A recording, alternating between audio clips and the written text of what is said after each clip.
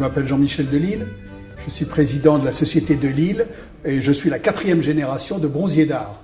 Donc depuis 1895, nous faisons la même chose, ce qui est probablement, on pourra y revenir après, ce qui est probablement l'explication de la durée de cette maison.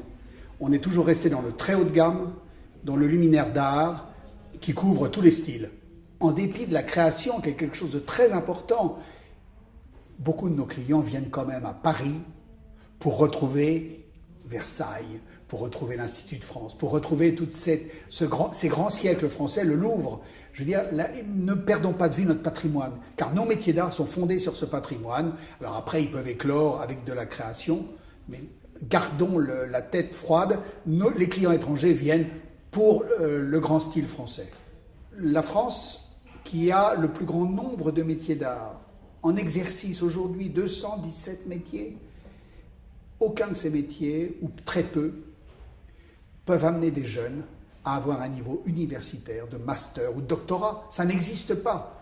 Et je pense qu'aujourd'hui, il faut que nous retrouvions, que nous rebâtissions des filières de formation pour que des parents aient le choix pour leurs enfants et que les enfants, les jeunes, aient le choix de faire le métier qu'ils veulent avec la même espérance entre guillemets, d'intelligence universitaire et qu'ils puissent avoir un brevet des métiers d'art aujourd'hui en 2 ans.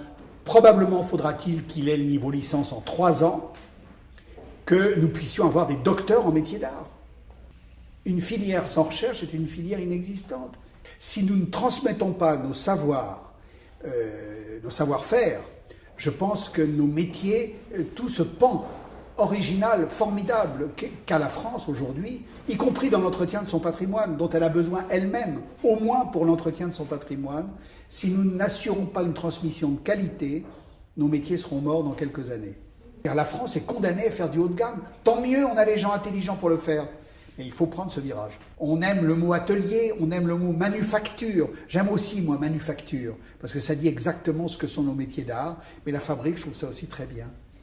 Ce que je souhaite pour la fabrique, c'est tout simplement que ces professeurs sachent transmettre une passion à leurs élèves et que ces élèves diplômés qui vivent de cette passion qu'ils ont ou découvert à l'école ou qu'ils ont entretenue à l'école, qu'ils ont développée, ils sachent la faire partager à des clients et à des entreprises pour lesquelles ils travailleront ou de l'entreprise qu'ils créeront eux-mêmes.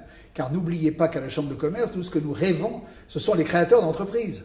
Je trouve que c'est un signe formidable d'avoir rassemblé tout ce qui se faisait autour des métiers d'art et de l'avoir finalement aggloméré, condensé au sein d'une marque, la fabrique. Et je trouve ça très bien pour montrer l'importance de ces métiers pour le développement de Paris et de la région parisienne.